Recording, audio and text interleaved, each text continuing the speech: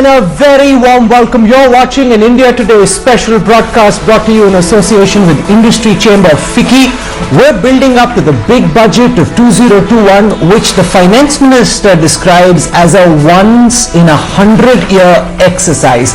It's once in a 100-year because it comes in the middle of a raging pandemic which has impacted growth numbers. It's also impacted the government's ability to spend and raise resources. What should be the Finance Minister's priorities?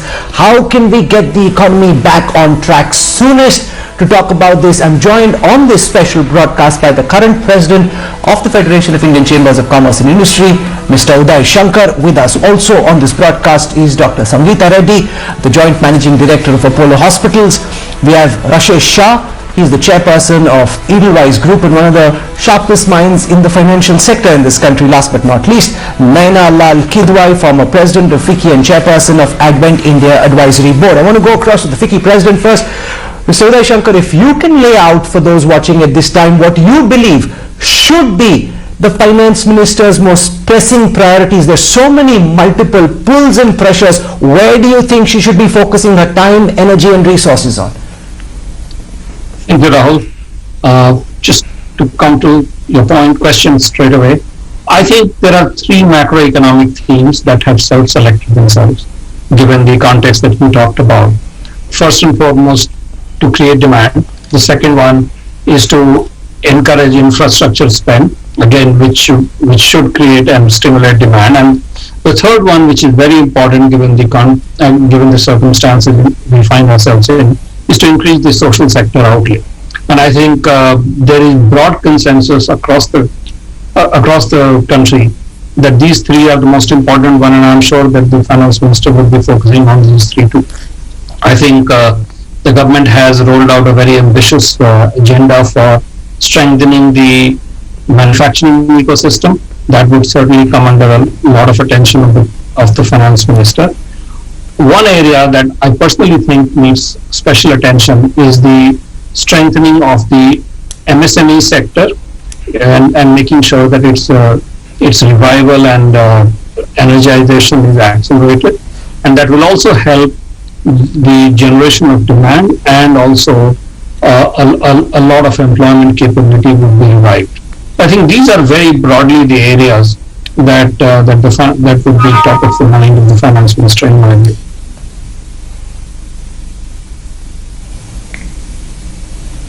Rashesh Shah, we're also seeing at this time the stock markets touch 50. There's been a sharp correction over just the past 5 days, but that apart, there is what seems from the outside an irrational exuberance that we've seen over the past several weeks. What is it that you believe needs to be done to try and build the exuberance that we're seeing in the markets and bring it more in line with the mood on the real street, so that there is actually no mismatch which is being seen at this moment? How do you think the Finance Minister should try and approach that?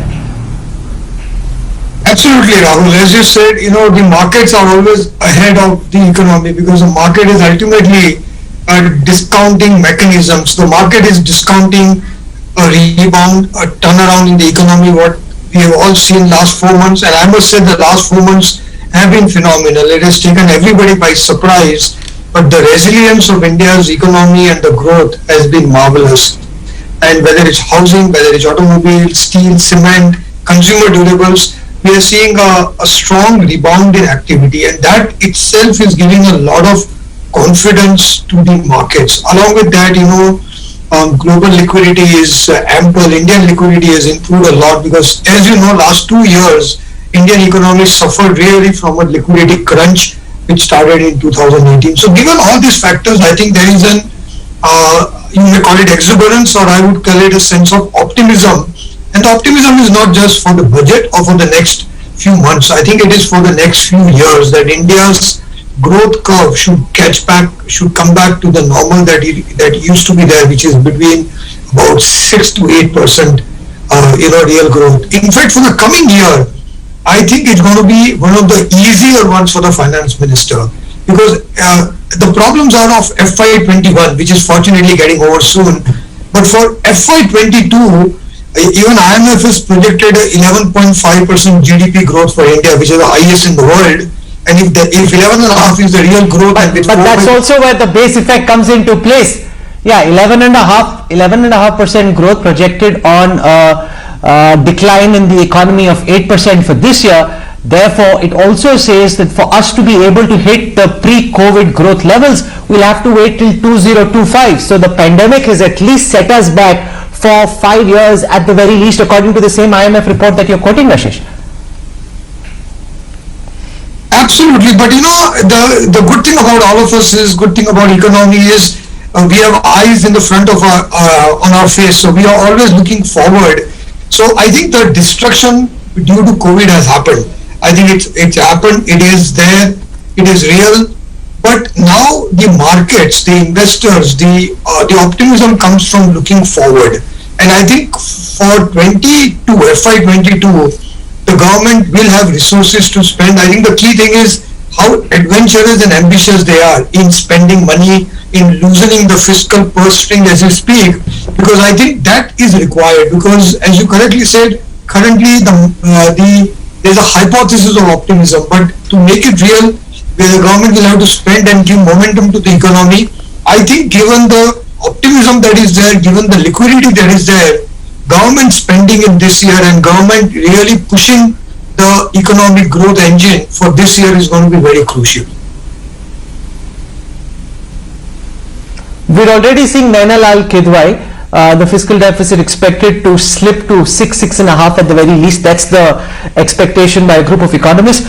There's a lot of pressure from FICCI, from other industry chambers for the government to spend more. How much more spending capacity do you believe the government has? To what percentage would you like to see spending go up? And more importantly, where would you like to see the spending being concentrated? Because as you look around in the national firmament, you need to spend on military modernization more than ever, because there is military aggression by China along the line of actual control. We're still in the middle of a pandemic. We need to scale up the vaccination process. We need to make healthcare facilities more robust, take them into rural India, and we need to work on employment. So where do you think the government's spending power should be concentrated? Naina Lal Kidwai.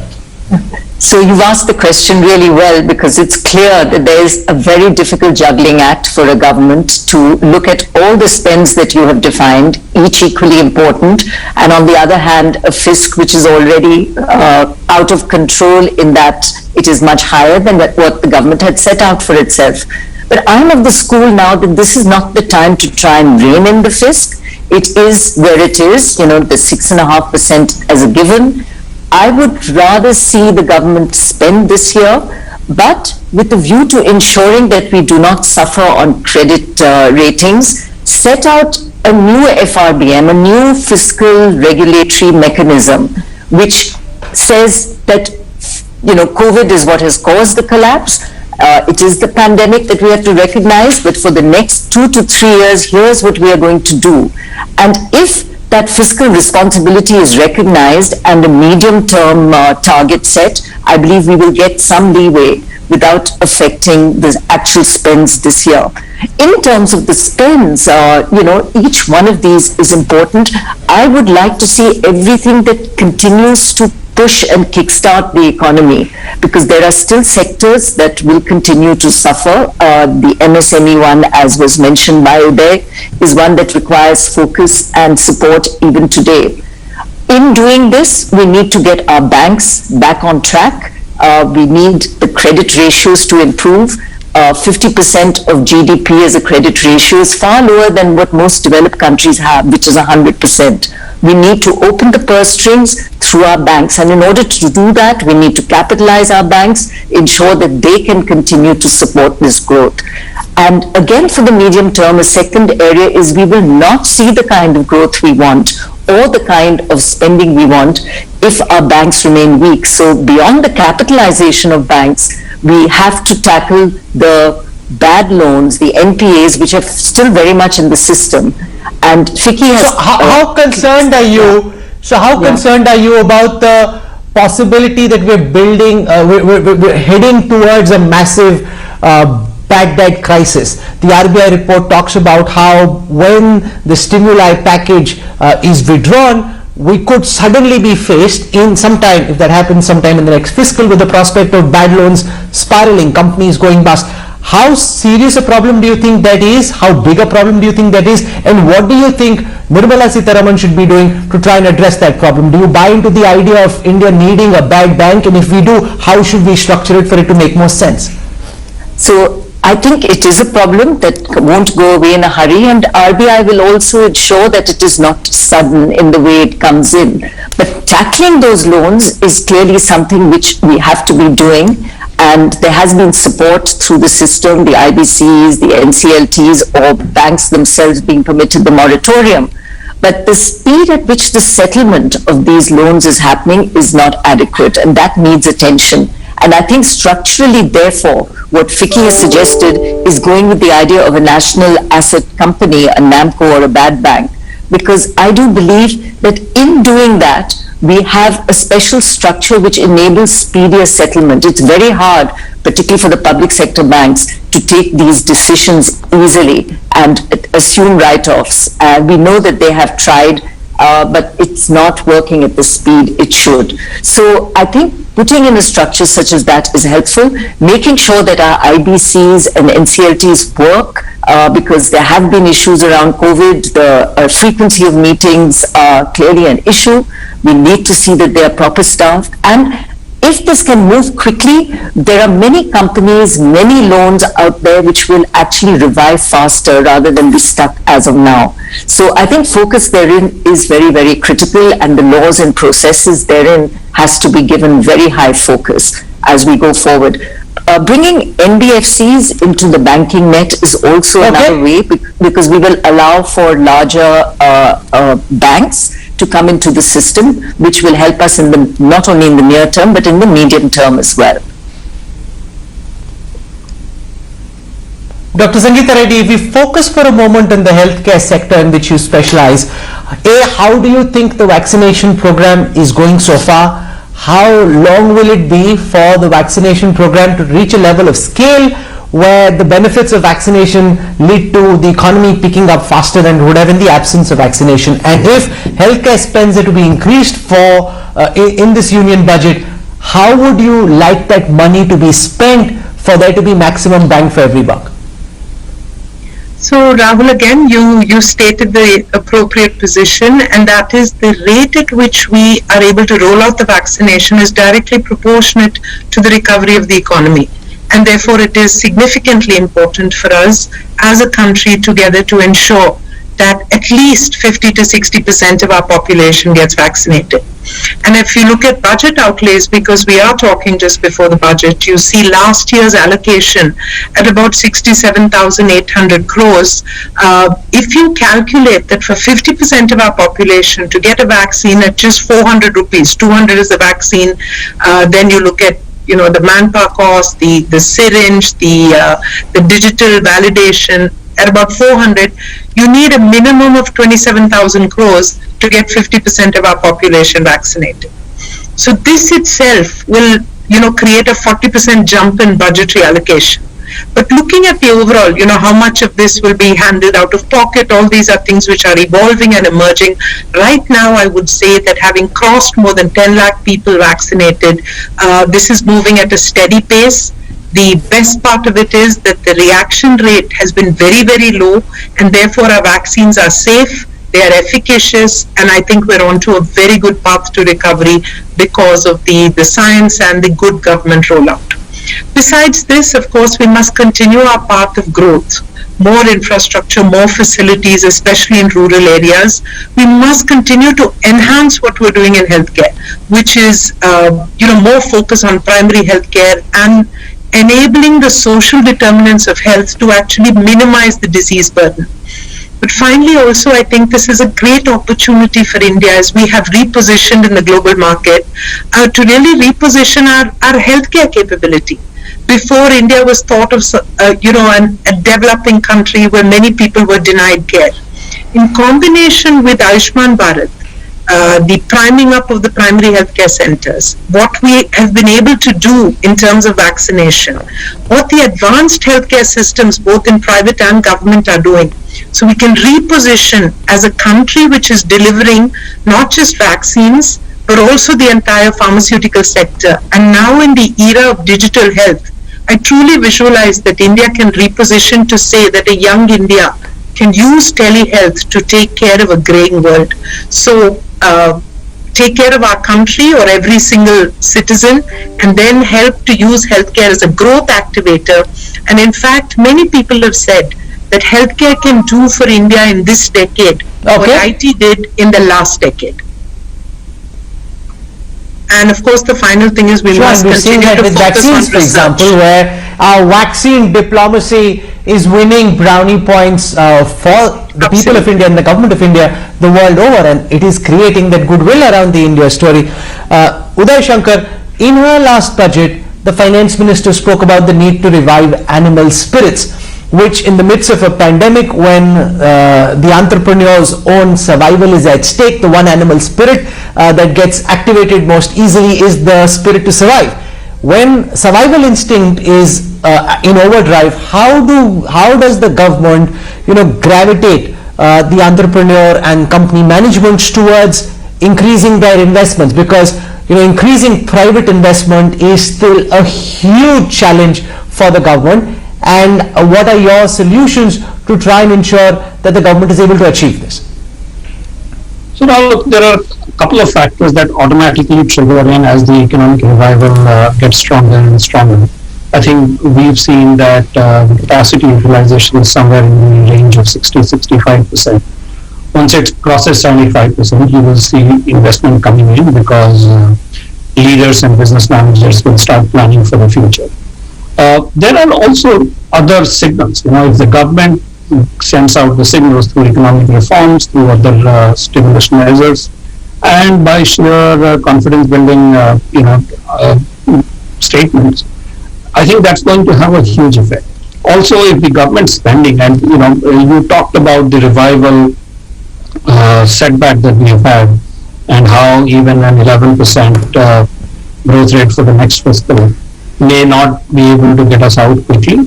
But it also speaks to one point, that even as we are still very much in the middle of the pandemic, just about 1 million people have been given the vaccine. There's a lot of fear and uncertainty, a lot of hesitation in people's minds, and restrictions on their movement. Uday, how concerned are you that the scenes we saw in the national capital, the protest that's been raging for the last 2 months, will at some level, because ultimately the government is made up of political animals and political survival is important, while reform is important from the perspective of the economy and from corporate India's perspective, political survival is one of the key things that the government needs to worry about, and popularity. Are you concerned that this backlash will slow the speed of economic reform going forward, or at least ensure the government doesn't do something big, bold and dramatic like the industry would like them to? So I hope that doesn't happen, Rahul, but yes, I am concerned about that. Personally, I am very, very concerned about that, because as you said, governments consist of political animals, and the kind of backlash that we're seeing on this whole farm laws is not a good sign. And I think there is a larger issue here that we all need to be mindful of.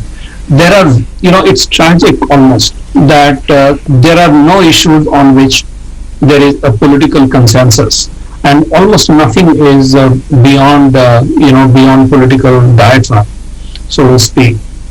Because we all know, look at this whole scope of the farm laws. We all know, everybody has been saying that the farm sector needs to be reformed to unlock flow of capital, to bring in new technology, to raise incomes of the farmers. Everyone talks about it. And how are you going to be able to do that if you do not bring in reforms? And the moment somebody talks about doing a reform, usually we put the blames at the doorsteps of the government. That government, when politicians are in the opposition, they talk about a lot of progressive things, but when they come to power, they forget about all that.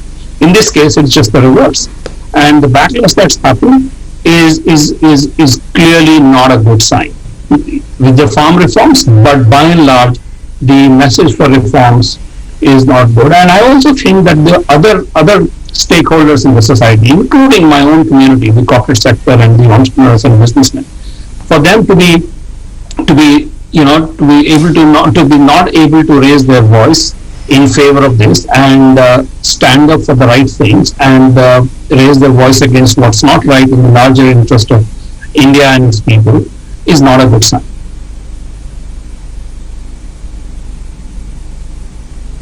Rashesh Shah, how are foreign portfolio investors, foreign institutional investors looking at the India story at this moment? Over the last few days, we've seen profit booking by FPIs, which is understandable given that the market had hit historic levels. But how do you see this in a 6 to 12 month horizon? What would foreign investors like to see from the government, from the finance minister, to ensure that a large part of their armory, or a great part of their armory, or a greater part of their armory is spent on the India story, is invested in the India story? So actually, I think, as you correctly said, I think India needs foreign capital, because foreign capital, and a lot of this capital is equity money or long-term patient capital, which we need for our economy. So I think keeping their needs in mind is very important. Fortunately, this is a good time, because I think global interest rates are low. They are looking for yield. India will be one of the higher growth countries even amongst all of them, because as you correctly said, the economy did go back last year and there is going to be a rebound. But even as compared to rebound in other countries, India's rebound is going to be much stronger. So I think we have the growth momentum in our favor. We have the global liquidity scenario in our favor. I think the US dollar is weakening and a lot of the money is looking for emerging markets, and even amongst emerging markets, India is very, very high up the list. So last few months, I have seen that portfolio investors are taking a very positive long-term view on India. I think somewhere around 2018-19, so what are the policy triggers? I want to draw you out, Rashesh, on what are the policy triggers foreign investors would be looking out for, the cues that they'd be watching out for in this budget, which would determine whether they want to increase their spends on India or reduce. So I think the 3 or 4 things foreign investors are always looking for from India. One is, I think, the privatization approach, because government has already promised through, officials have spoken about privatization. Yesterday, the cabinet also passed a new privatization framework. So I think privatization is going to be a big one, but it's not only for this year. I think if the government can chart out a 3-4 year privatization kind of approach, because government has a capital allocation problem. A lot of government capital is stuck in banks and other places. They can take it out and spend it, as on healthcare or infrastructure in other places. Dr. Sangeeta Reddy, what are your thoughts on trying to reduce this kitch that Rashesh Shah speaks about? How to improve the ease of doing business, making India an easier place to operate in, not just for foreign investors but also for domestic companies? So I'll be very happy to talk about the importance of the ease of doing business, the cost of running a business, and the importance of being competitive as we have aspirations towards exports and many other areas. But I want to quickly add one point to Rashesh Bhai's very significant points, which was last year there was an introduction of a special incentive to sovereign funds to invest in infrastructure. And this waived capital gains, interest, etc. I think expanding that to all sources of capital coming into infrastructure and really incentivizing the infrastructure, creating patient capital, so that the national infrastructure pipeline, or the 10 lakh crores that we're trying to do, commences, and we're able to begin and really accelerate that, because along with infrastructure spending, about 200 other sectors get benefited, and it's also a great employment generator for low-skilled or non-skilled employees. So I think it's critical for us to find ways to do that. Now, quickly shifting gear to the ease of doing business, which is truly very important, and I must state that FICCI's been doing a lot of work on that. The government is focusing on it. It's a series of things. It's a series of, first, simplification of process, simplification of rules, regulation, and inspections, because so many times new laws have been added without the old laws being repealed, so it's just an add-on.